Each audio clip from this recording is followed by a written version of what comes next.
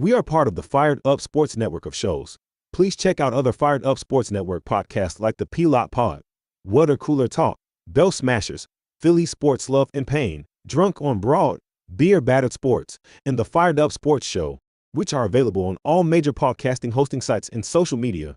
Also, check out Mark Ramos' Roundup on firedupsports.com, which breaks down the happenings going on with all your favorite local teams.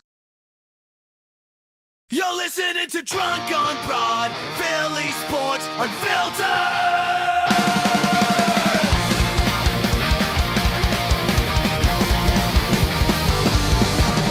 From Broad Street down to the bank, we bleed red, green, black, blue, and gray. Racial classes, game day pride, Philly's hardware, drunk on the ride. The aliens flying on at night, six stars lights up, the sky's so bright. Flyers crash like thunder on the ice, Philly swinging, everything's nice. Union chanting, passion loud and raw, city of grit, we break every law. Down, drunk on broad, no we don't sleep. City of champions, running deep. For another round, let's make it loud. Feel it forever. We're Broad Street proud.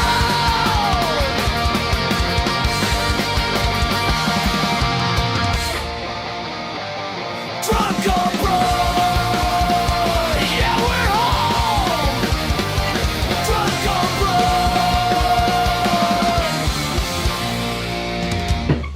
Oh well, Eric. Good morning. It's another episode of Drunk on the Fills, but we're turning the corner on the weather. I feel like it's we've put the chilliness. There's still a little nip in the air. It's still a little bit of hoodie and shorts, but it's God, Eric, we're 4 days away from opening day. We get we were just talking pre-show, right? We get the benefit of having the big news drop before the show, not 5 minutes after. So we'll get to talk all things about the news of the Christopher Sanchez, the new deal that he gets, essentially getting the old deal ripped up and gets a new extension that is going to solidify the rotation for the foreseeable future. Coming off the heels of the WBC and having meaningful baseball in March was really exciting, and some exciting news for some of for some players in the Phillies farm system and on the big club in terms of their production. Talk to me where you want to start. You want to do WBC? You want to do the Sanchez deal?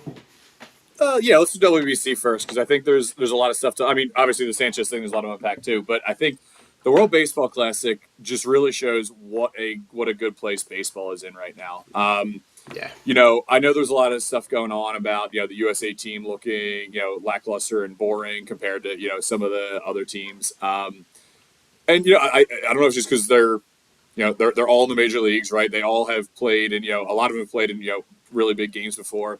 But the passion from some of these other fan bases is really exciting to watch. Yeah. And just seeing some of these rosters, I mean, I would say there was four or five teams that were made up of all major league players. But just seeing some of them, I mean, it's like basically having an international all-star game to start out the season. So I know, obviously people get scared because pitchers could get hurt and stuff like that. But knock on wood, It seemed like most people left the World Baseball Classic healthy, not just for the Americans, but for a lot of the other teams too. So I think it really just shows where baseball's at, because some of those games were absolutely electric, especially that Dominican Venezuela game. That game was freaking awesome. Yeah. So just a lot of fun baseball. Yeah, I mean, when you say baseball's in a good place, man, it is. When you talk about why, and I think coming off the heels of the Olympics, right, and all the things that were exciting about that USA hockey run, even to the point where you had the USA baseball players in that championship game, all coming in with the game worn sweaters from the hockey guys was a cool touch. But when you look at where this game is, when it's played with the best of the best on the field, it's really hard to argue that it's not. It's just a beautiful game to watch when you look at even the teams that were not comprised of all the top level elite end talent. Right, you've got right, you've got the Joseph Contreras kid from Brazil who's 17, right, in that opening round comes up and to be able to go up against, the gets Aaron Judge to the ground out into it's just,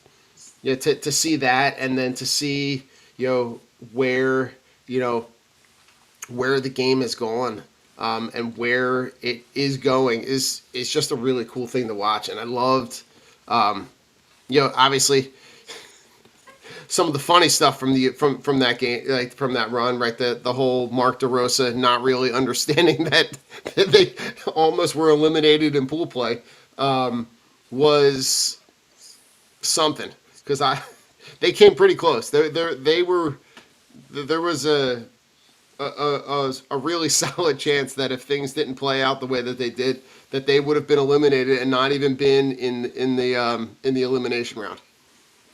Yeah, I mean the fact that they didn't really play their best lineup in what kind of was a must win game was objectively hilarious, and to top it all off, the USA's chances essentially relied on famous Italian pitcher Aaron Nola to basically get the win for Italy and let the US sneak into the quarterfinals. So it was that was like the biggest blunder. I don't understand, and he was the manager now twice in a row, if I'm not mistaken. Like, Yeah, there's got to be another manager who's not working with the current club, or someone who's at least like bench coach experience, who can like understand the rules of a tournament better than Mark DeRosa, who is I know he had a nice little career as a player, but recently he's just been an analyst on MLB Network. So it's like, okay, essentially, right. there's got to be a guy with maybe a better resume on a stage that big. So we'll see. But it all worked out. They made it to the finals. And honestly, Venezuela deserved to win that game.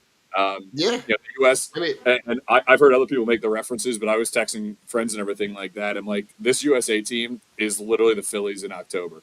Great pitching, and oh no man, one can come up and hit. It was like, and it was that way the entire tournament.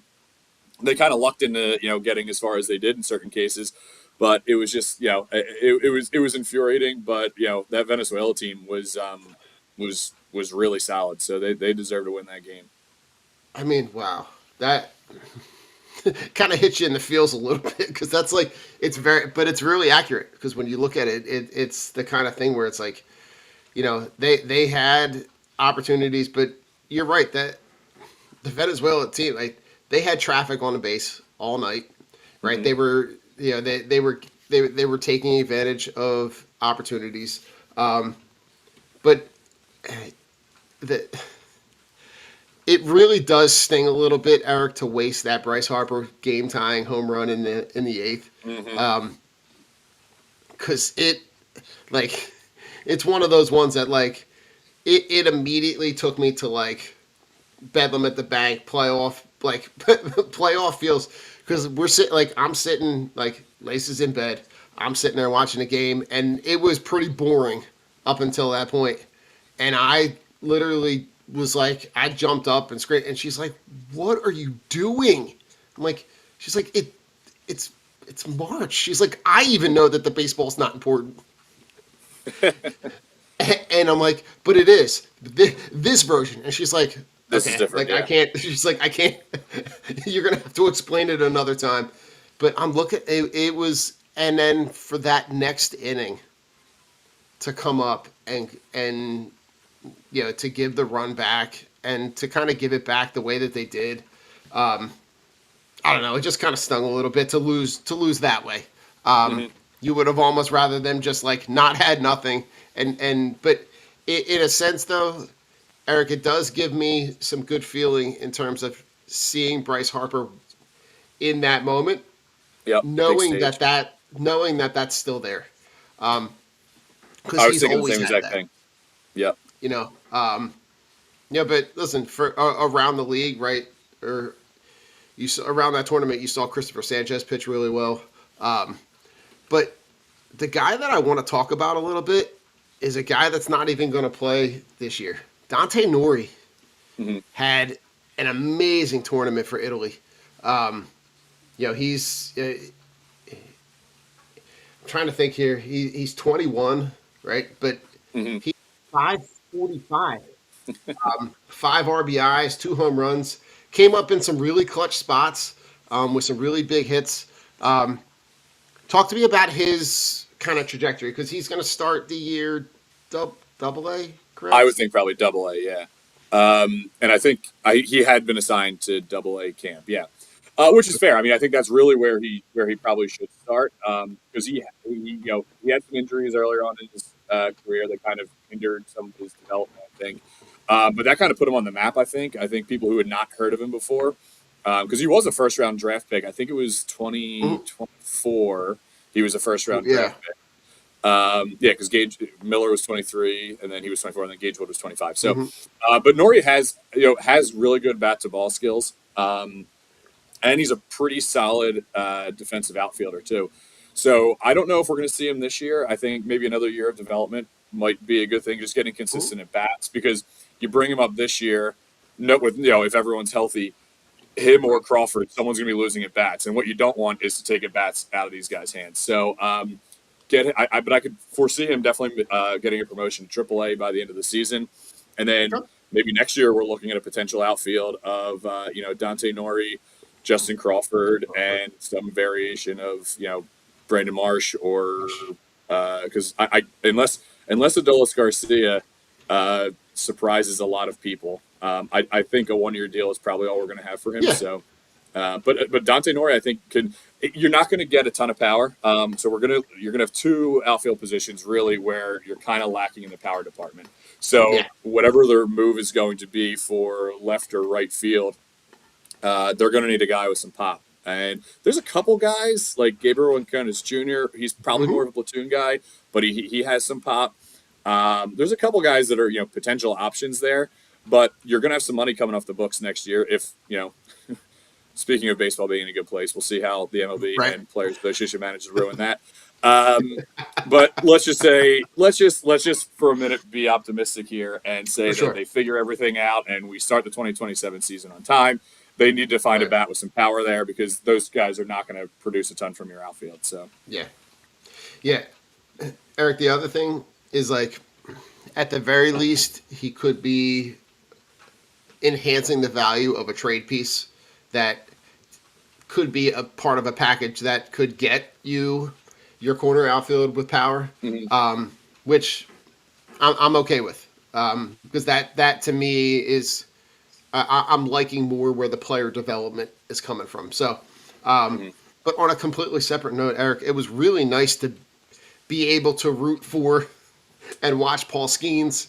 To watch that Aaron Judge had the two outfield assists might be some of the two greatest underrated plays I think I've watched in a really long time. For him to be able to just he had the two outfield assists at third, Mhm.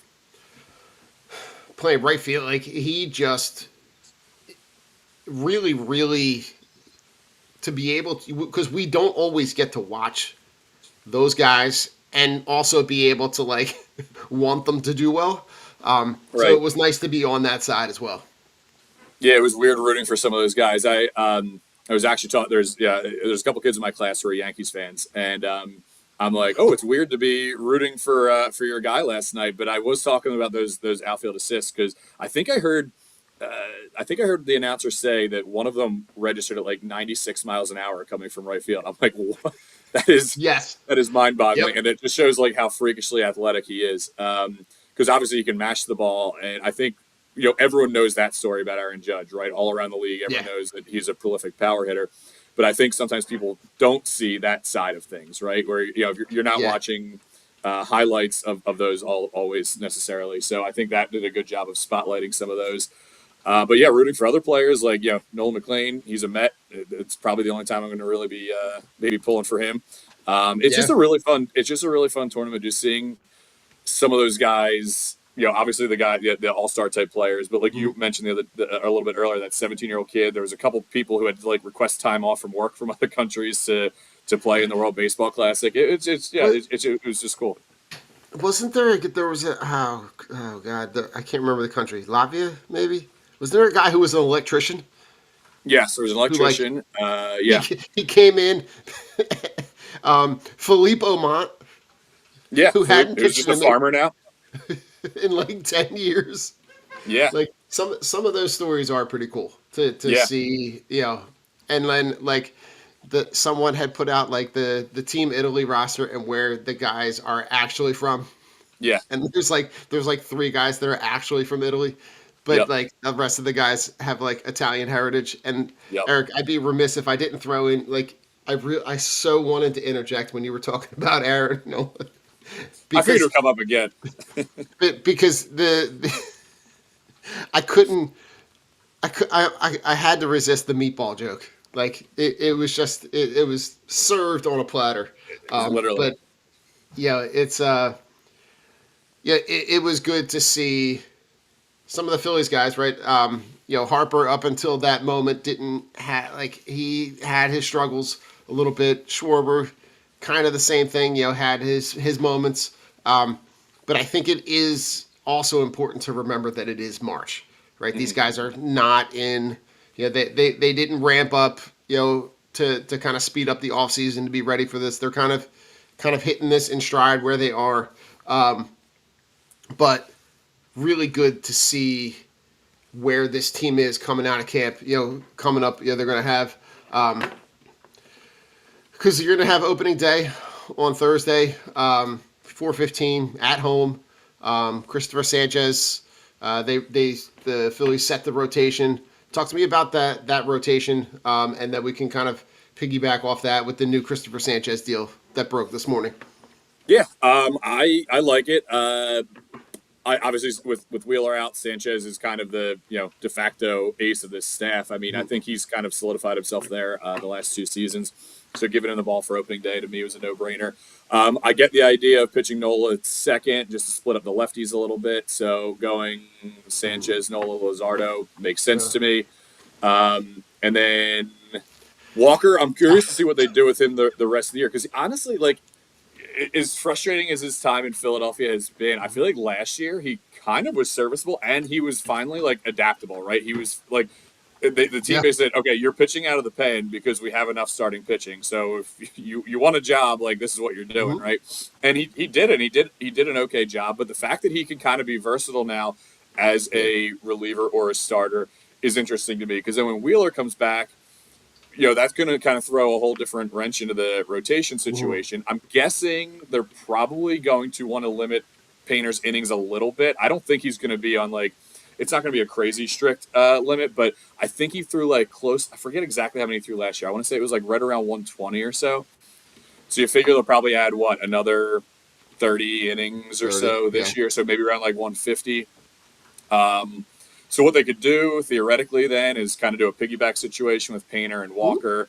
But I think to start the season and hopefully Wheeler, it sounds like all the news coming from his recovery is positive. So hopefully the rotation's not without him for too long. But I think in the interim, while he is out, it's set up pretty nicely. I mean, Painter, I think, is going to be a bit of a wild card, but I think that's just the expectation we have to have going into this season, right? Because obviously, there was some of that stuff coming out about his fastball, not getting the same spin rate on it. I know 2 starts ago, I saw a tweet, I think it was from Jeff Kerr, saying that he was losing velocity, average fastball velocity each inning, but now the last game, it stayed consistent. So hopefully he was just kind of, rebuilding arm strength there and everything.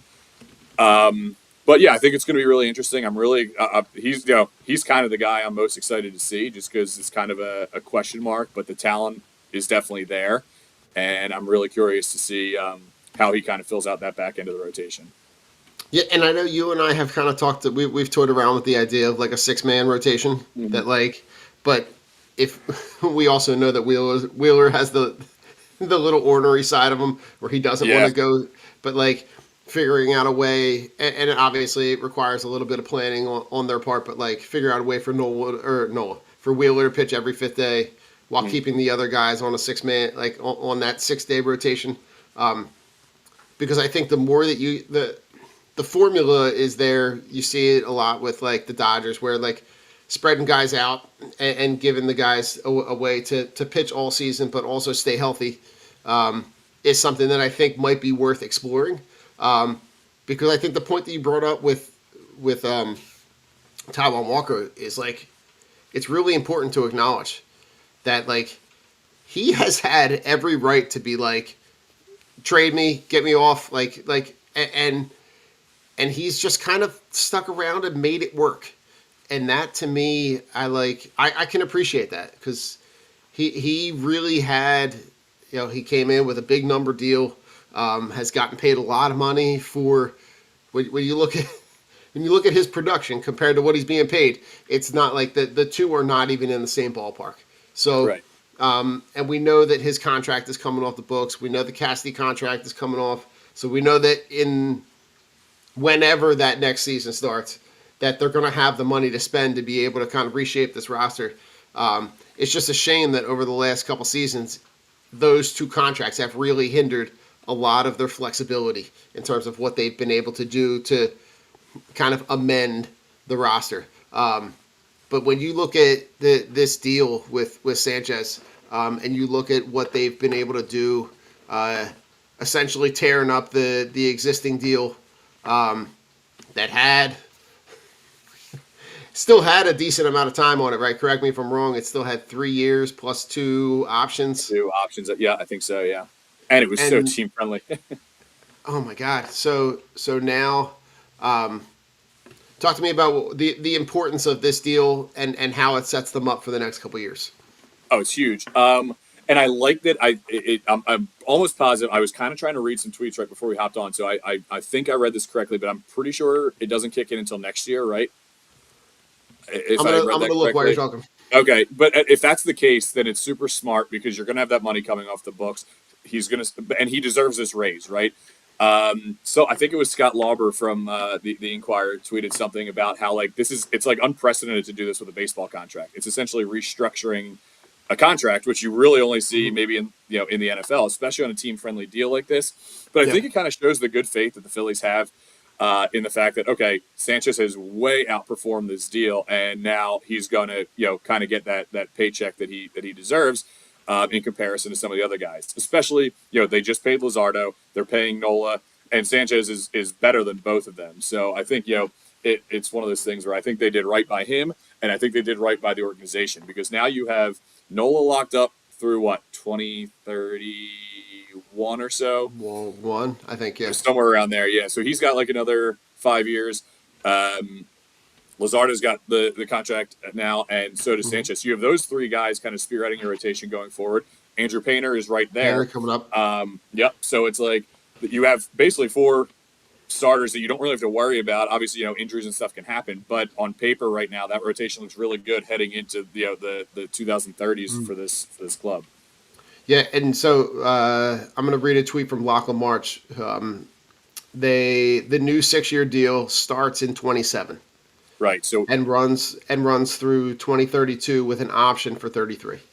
Perfect. Yeah. So that's great then, because you're not hurting yourself this year with having to pay more money. You're going to lose, like you said, the Cassidy money, the Walker money, the Garcia money. So you're going to have a lot of money coming off the books for next season. So I think it's a really good move, and it's something exciting. It's like now just seeing kind of the vision.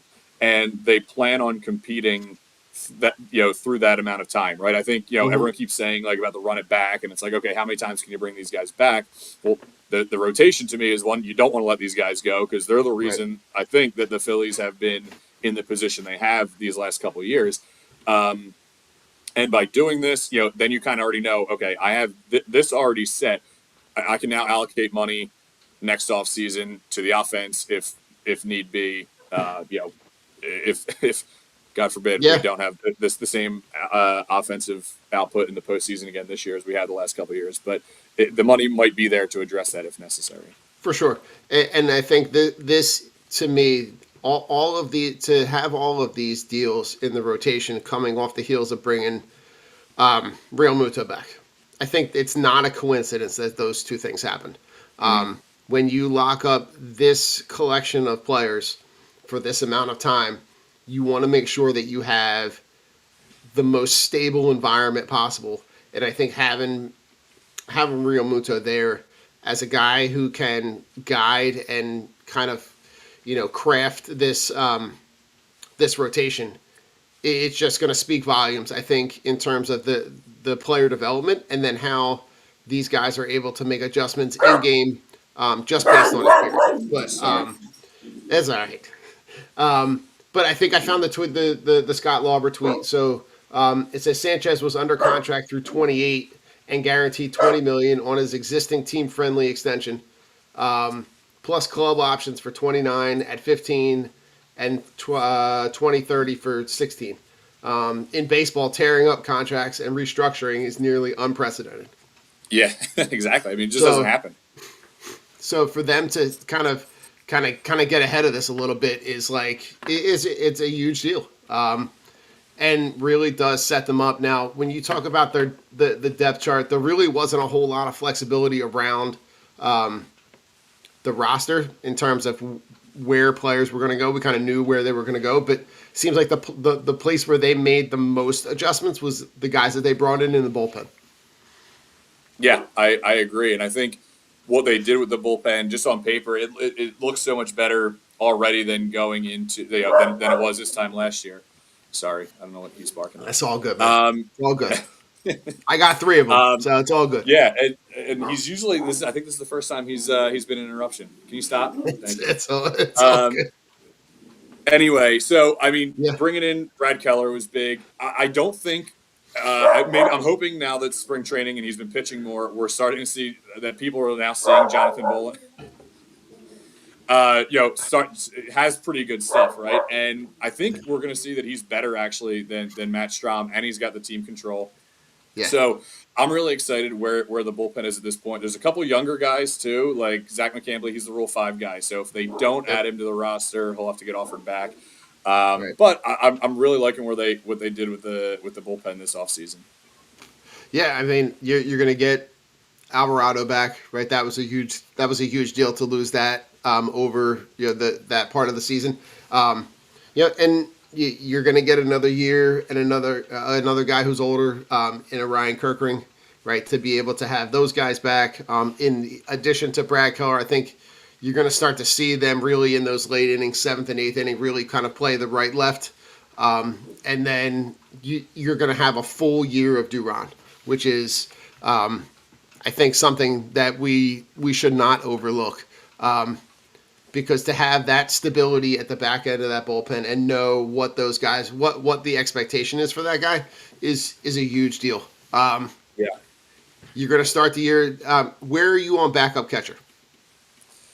I think, just in terms of upside, I think Rafael Marchand is probably the one who makes the most sense. Only because I think if JT goes down, he's just younger, and I think what we've seen stretches from him that maybe he might. I don't know exactly what we have in him, but bless you. I don't know what exactly we have in him, but we already know what we have in Stubbs, right? And again, you got the vibes guy, right? Exactly. Which is obviously important. I think he's good with the pitching staff. I know the pitchers do like Stubbs, but I think Marchand just has more upside. So I think that's probably the option they're going to go. Yeah, and I think it's probably no coincidence that he kind of sees the writing on the wall. You saw the reports of him taking grounders and fly balls and at different positions to see how can I make myself useful. And you're going to start the year with Harper at first. You're going to start the year with the rest of the infield. There really isn't a whole lot of question. I know there's some conversation with Edmundo Sosa, but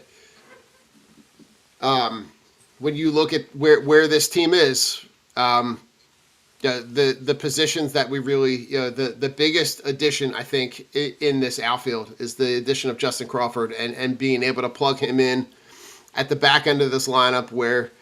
He can really reset for the guys at the top. Yeah, I'm really excited to see how he does. He's looked really impressive this spring to me. it's funny, like, we have a playoff caliber team that we root for, potentially a World Series aspiration team. And I think the thing I'm most excited about this year is watching Painter and Crawford, and just kind of see how they pan out. But Well, yeah, it's new, right? yeah, it's right. It's new. In an era that a lot of people talk about running it back. These are two guys that are coming up that are new, that are exciting, that are from your farm system. It's Yep. I can understand why you're feeling that way. Yeah, and we've been hearing their names for so long, and Painter would have probably been up earlier had it not been for the injury. Right. Crawford, I think this is pretty much like the projected time that he was supposed to be here. But I've liked what I've seen from everything from him in spring training. I mean, he's driving the ball, he's hitting the ball hard, he's playing a solid center field, which I know is something that the Phillies front office was a little bullish on before they actually just started sticking him out there and just seeing what they had in him. But Right. the speed that he has, the expectations on him this year, I think are perfect. It's like a perfect recipe for him to come up and succeed. I think we're probably looking, somewhere in the 270, 280 batting average range. He's going to get stolen bases because he's going to get on base. And like you said, he kind of then sets that table again for the top of the lineup. And he's not going to clog up the bases if Turner gets on because he's just as fast as Trey Turner pretty much. So, Right. yeah, I'm really excited to see what the Phillies have in him. I feel like there hasn't been like two prospects coming up. I did see something. I forget the exact year that it was, but there's just been so long that we've had prospects of this caliber making their debuts at the same exact time. So, Yeah. and the organization needs it. So much of this roster is getting older. You need to inject some youth into the in the pitching staff and the lineup in this case. So I think it's gonna be really fun to watch and really exciting to follow those two guys throughout the season. Yeah, from those two guys, we've heard so much about that. I think to see that come to fruition, and I think some of this, and we talked a little bit about this at the end of last season, that like you see guys like this coming up all over, and you see the Phillies can't kind of they hold a lot of the stuff tight to the vest because they're for whatever reason, right? So it's nice to be able to kind of see a guy who we've talked about, guys that have come up through the farm system, and and also do it at a time where this team is still in contention, still fighting. So in terms of the division, talk to me about the division in terms of you saw the Mets make a ton of offseason moves.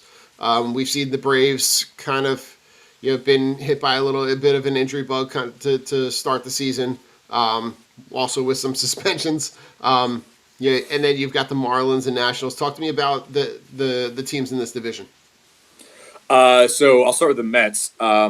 They made so many moves, and they really changed their whole team around. I mean, so many of the guys that I think we love to hate are gone now. I mean, I'm sure we'll easily find some new ones. But Yeah. they've just changed it around so much. And I think, I do think they got a little bit better. And I think the tip of the iceberg to me on the Mets having a really good offseason wasn't even Bo Bichette, because I think that contract is the dumbest contract I've ever seen. But the Freddie Peralta deal, getting Freddie Peralta, I think, because their pitching staff is what kind of, to me, was what was a little lackluster. But now you have Freddie Peralta leading his staff, and you have guys like Nolan McLean, Brandon Sproat. You have David Peterson had a good year last year. So their pitching staff is better than what it was. And obviously, the one that I think is interesting is Jorge Polanco going to first base, because he's a guy, he is streaky as anything. He does have a little pop, but to me, the production you're losing from Pete Alonso is going to be pretty significant at first base. But then you're increasing production at third base with Bichette over Mark Vientos. So overall, I think they had a pretty good offseason. Although I love that Devin Williams has been getting kind of shelled in spring training. That's kind of fun to watch. Yeah, I think they did bring in the guys that they brought in, but you're right. To me, the top of the rotation and bringing in Freddie Peralta is a huge deal for them. And then to have to look at the how do they make up that production at first base with losing Alonso, and I think there's something to be said about what his leadership meant in the locker room for them. He was a guy who had kind of been around through that whole process, come up through that organization, and when you look at what he was able to do, the Bo Bichette deal is so puzzling, and essentially gives himself the out to be able to be a free agent next year as well. And they're going to get the lineup will be relatively solid, but I think the lineup also at the same time also has a ton of holes in it too. Yeah, at least some question marks anyway. There's a couple spots there that I think they're going to be relying on some guys, some younger guys, to make an impact immediately. The Bo Bichette deal to me was Steve Cohen just throwing a temper tantrum after losing out on Kyle Tucker the night before. I remember I took my loud dog out the night before, and as soon as I came in, my wife goes, the Dodgers got Kyle Tucker. I'm like, oh no, that's not great for the Phillies and Bo Bichette because the Mets are going to be pissed off that they lost out. And sure enough, that next day, and then you see the terms of that deal. I'm like, okay, so essentially it's just 3 one-year deals at $42 million a year, which, I mean, Bo Bichette's a good player, but $42 million a year is outrageous, if you ask me, for what you're going to get from a guy like him. So, there's definitely some question marks there. I think, they have the money to throw around and just spend, kind of like the Mets and Dodgers are the teams that can do that right now. So I think they're going to be a good team. I really do think this year the NL East is going to be a close race really to the end. And I think the Braves are going to be involved in it as well. If someone investigates their pitching development and pitching situation down there, because I have never seen a team lose more pitchers to injuries before a season starts. And it's like losing Schwellenbach for the season, I think, is a huge blow to them. Strider, to me, last year showed that he, after maybe getting so many Tommy Johns, is he going to be the same? But I think their lineup still has a lot of pop. And if they can stay healthy, I think they're going to be right in the race. The Marlins have a couple exciting players. Yuri Perez is going to go for his, I think, second full season now down there, and he's got some nasty stuff. But then they also traded away guys like Edward Cabrera. The Nationals, I think, are just going to be the Nationals. They don't have much to be excited about right now. So it's going to be a three horse race. And honestly, I wouldn't be surprised seeing 2, maybe even 3 teams from the NL East make the playoffs when it's all said and done. Okay. Obviously, the Dodgers around MLB make a ton of noise and bringing in Kyle Tucker. Is that enough for them to be able to just? I mean, the lineup seems like they're very top heavy in terms of their big stars and how that lineup starts, right, with Ohtani and Betts. Like it really does feel like it's a very daunting task anytime you go up against them. Talk to me about the Dodgers, because that's the team outside of the NL East. That's the team that, when it comes down to it, I really do feel like last year in that playoffs, the team that won that matchup was the team that was going to go on and represent the National League. Yeah, I totally agree. The Dodgers are, it's actually almost comical at this point. Like, you win back-to-back World Series, and then you're still not content, and let's go sign Kyle Tucker too. They're a powerhouse. They're going to be really hard to beat, and as good as their lineup is, I think the Phillies ran into this last year against them in October. That pitching staff is just so good if healthy, right? You got Yamamoto, Tyler Glasnow, Blake Snell, and I'm even forgetting guys right now. But I mean, Emmett Sheehan, right. Yeah. Right, and then you've got Ohtani whenever he wants to. Right, now he can come back and pitch. So to me, it was like that was what was so frustrating about that series. And yeah, the Phillies bats were part of it, but it also was just like they didn't even need to use the bullpen was the Dodgers' weak spot coming into the season. They didn't have to use really their bullpen at all because they could just throw another start. There was always another starter, and it's just that's what scares me about them. And they have the resources in terms of the farm system and money to just constantly keep improving. So I mean, they're going to be the cream of the crop for the National League for the foreseeable future. But the Phillies were close last year, and like you said, I Really really think close. whoever won that series was going to represent the National League in the World Series. The Brewers just taking that one because they went on that hot streak and took the one seed and then just fizzled out and didn't do anything. I'm still Yeah. angry with them, but whatever, I'll get over it.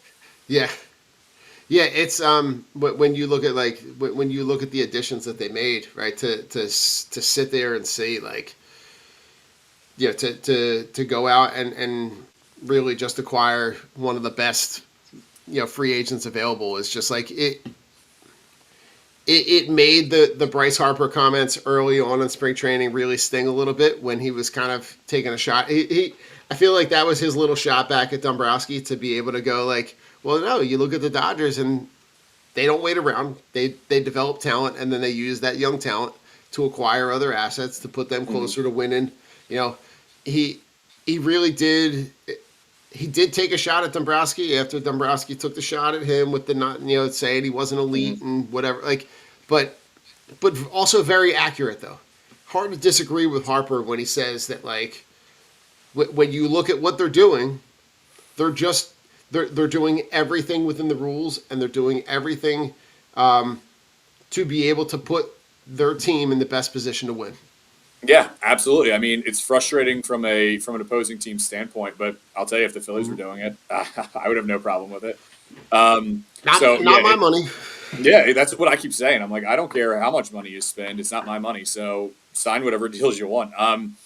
But yeah, I'm really curious now because and that's the thing. Like, I wish more and more people had that mindset, right? Like, everyone is able to do what the Dodgers are doing. Like, even the small market owners are worth billions of dollars. Like, obviously, not everyone's going to have a payroll that size, but every single team can spend at least 150 to 200 million dollars on their payroll, and the owners are not going to be poor or lose their homes or lose their cars or anything.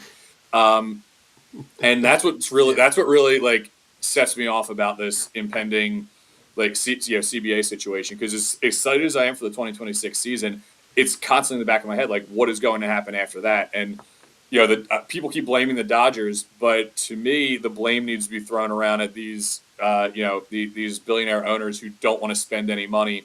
Like now the Pirates are, maybe I don't know if they did it because they were getting like some grievances from the Players Association, but they spent a little money this offseason.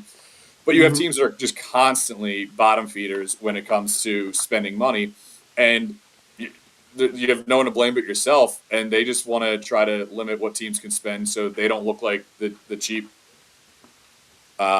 What's the word I can use here that's child friendly? Cheap people that they are. We'll just call them people. Yeah, we'll just call them people for right now. It's yeah, it's wild, and it's wild to think that like you can do it.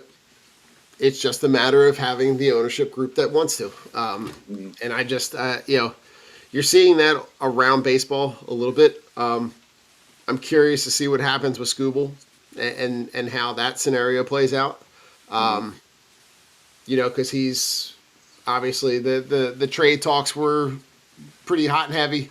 Um, you know, with the thought of him going to the Dodgers was like, man, it is one that definitely shakes your head. But when you look at it from a league perspective, it's going to really come down to whether or not the Tigers are going to pay him.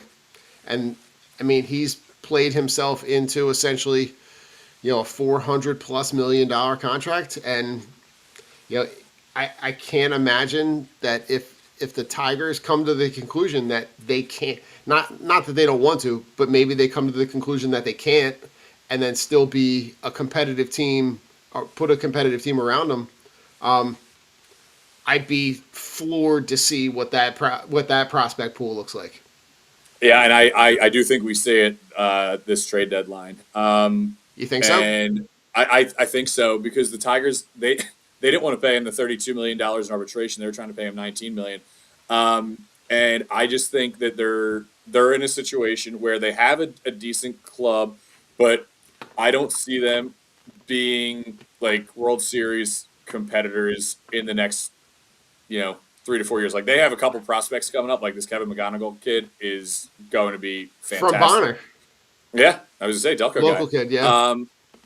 So they have some talent there. I don't see them spending $400 million plus on Scooble when they could get when the package that he is going to command, I think sets them up for a long time. Obviously, you're losing out on arguably the I think Skeens and Scooble are 1A and 1B at this point in terms of best pitchers in baseball. But you're losing a guy like that. But what they could potentially get in a return for him, could to me almost be worth it, and they keep their payroll down. So I do think he gets traded. I'd like to see the Tigers re-sign him. I think it would be good to see another team like that, in a middle market, get into the game of paying their guys. But my gut's telling me he's going to be elsewhere come July or August. Listen, and I think it's going to be LA, but God, it's hard to argue because if you're my ultimate fear, Eric, is not the Dodgers. Mets. The Mets. Yeah, me too. Because, like you were saying earlier, Steve Cohen took that that phrase of spending stupid money to a whole different level with Bichette. Yeah, and he's got billions sitting on top of billions of dollars. So if there's a guy that is going to shell out the money, if it's not the Dodgers, it's the Mets. And the thought process of seeing him for the next however many, whatever the terms of that deal are, I really just would prefer. I would prefer not to.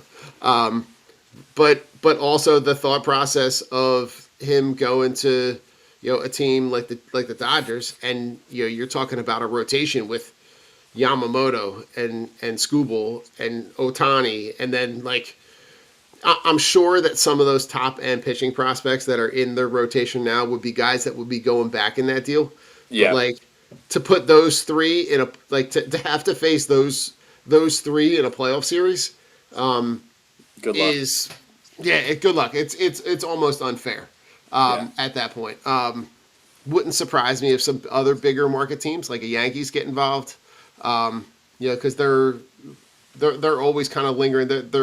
They seem lately like they're a little less likely to be spending big types of money a little bit. Yeah. But I look at that and go,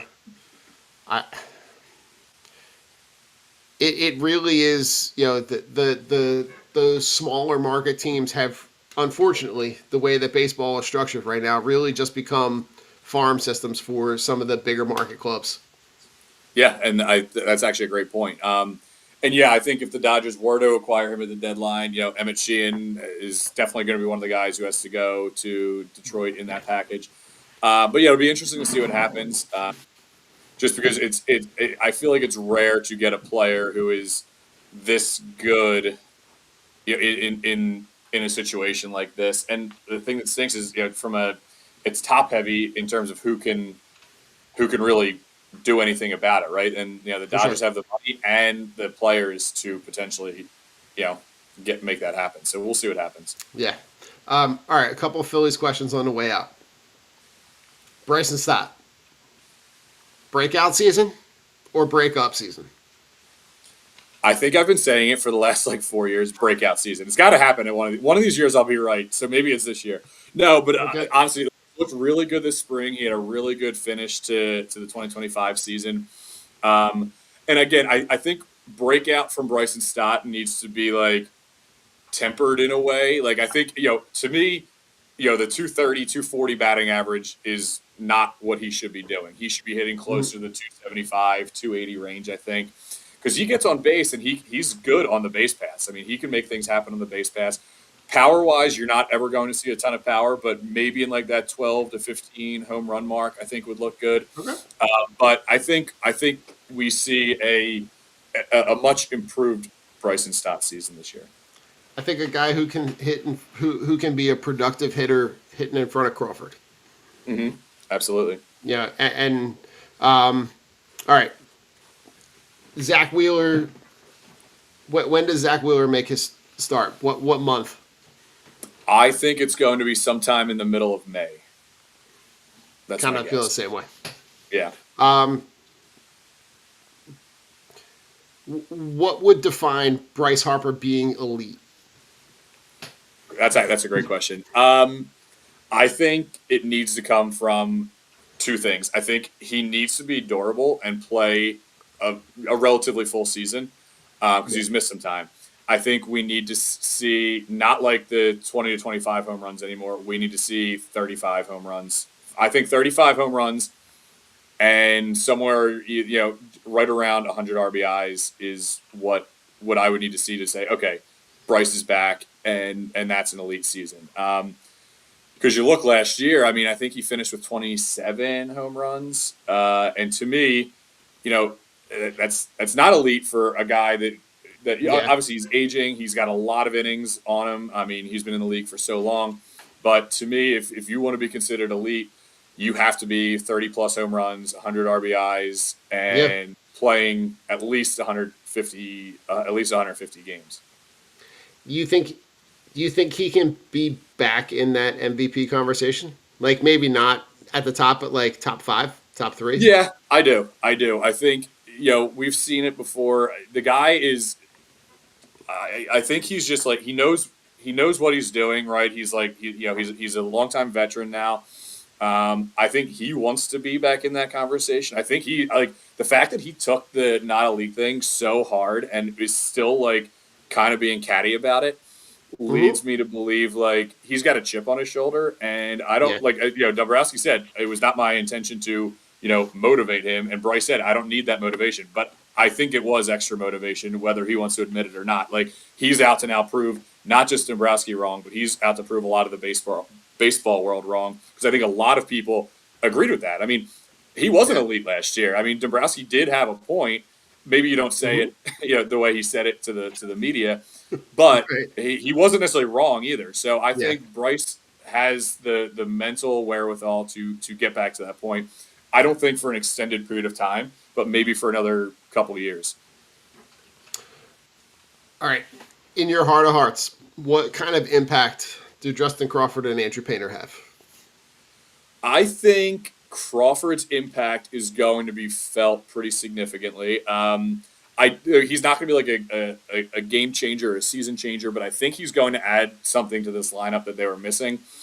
Just a guy who's consistently going to be able to get on base and do something on the base pass with their speed. Turner kind of did that last year. Anti-Rojas, yes. Just please, guys, please don't take any more banned substances. Whatever you do, just stop taking stuff. You have a whole team of people that approve that stuff. Yeah, and somehow that's still slipping through, so that's a little concerning. But that's neither here nor there. And then in terms of Painter. So I think Painter is going to have a good season for a rookie pitcher at his age. I don't think we're going to see a 3.5 ERA. I don't think we're going to see, I think we're going to see around 150 innings. I think we're going to see like a 4.2, 4.3 ERA. But he's going to prove that he can pitch in the major leagues. I mean, you look at a lot of these guys and what the, I guess, expectation is when a guy comes up, and he's just been so overhyped. I really get nervous that I don't even get nervous because it's going to happen, but the scrutiny that he's going to face from WIP and other media sources when he, and I don't even mean I mean some of the hosts, yes, but I think it's going to be the callers are going to be the ones who lose their minds. And I think the thing that everyone needs to be aware of is temper your expectations, because Cole Hamels came up and didn't pitch to the point he was in his first year. Pitchers so rarely do that, especially at the age he's coming up at. So I think it's just like temper expectations. He's going to be fine. He's going to be serviceable. He's not going to be the Cy Young conversation or the Rookie of the Year conversation, and that's fine. Yeah. All right. Win total, and then how does the season play out? Okay, so I think we're still looking right around 95 wins, give or take 1 or 2 there. I think they get in the playoffs. I do think that they take the division by only a game or 2 over the Mets, with the Braves maybe 1 or 2 behind them. And then I guess it depends on who they get matched up with in the postseason, what seed they get. As much as I'd love to be optimistic, I need to see the offense do something in October before I can actually predict a World Series win. So I'm going to say maybe they win the DS if they're in it, but I think they get trounced in the NLCS. All right. I hate saying it, but I need to see something from the offense first. Yeah, I mean, listen, Eric, my hope is that you and I are on here in October saying I'm glad. Oh, I hope I eat my words. Yep, I hope I eat my words. But you know, I think that I'm at the point now where I can say both of these things pretty confidently. I need to see it in October, but that is not going to prevent me from enjoying the season. Like I'm not like I do want to see how the season plays out. I am one that like enjoys the long road and enjoys the season and all those highs and lows that come with it. But this team has also put themselves in a position where they need to perform in October, and that is going to be having the bats show up at the most important times. And it would be hard pressed for me to go back and count how many times you and I have talked about you need the big stars in this lineup to be able to show up, to be able to get you to a place. And that's really essentially what happened. Now, did they run up against the buzzsaw last year in the Dodgers? For sure. But that Dodgers team is waiting for whoever gets there. So, you know, they're going to put up another division banner there. They're going to be waiting for them in whatever round they're going to face. But in my mind, I think like this is win a division for the third straight year. I think this team is good enough. I think this team can be consistent enough, and I'm curious to see how these new pieces play out. But this is the kind of thing where I'm going to enjoy the season, but also show me in October too, because this is the thing that I'm going to kind of hang my hat on is something that we talked about at the very beginning. The way that they have built this rotation is really built for those short series in October. They've got the starting pitching, they've got the bullpen depth, they've got the young talent, that they've got a lot of those pieces that like they need the bats to show up, because if the pitching staff can be consistent the way that we think that they can, this team is good enough to win. So, yeah, absolutely. Eric, on the way out, go Phils. Happy opening day, Phils. And we'll see you in a couple weeks. 4 days away. Go Phils. Go Phils.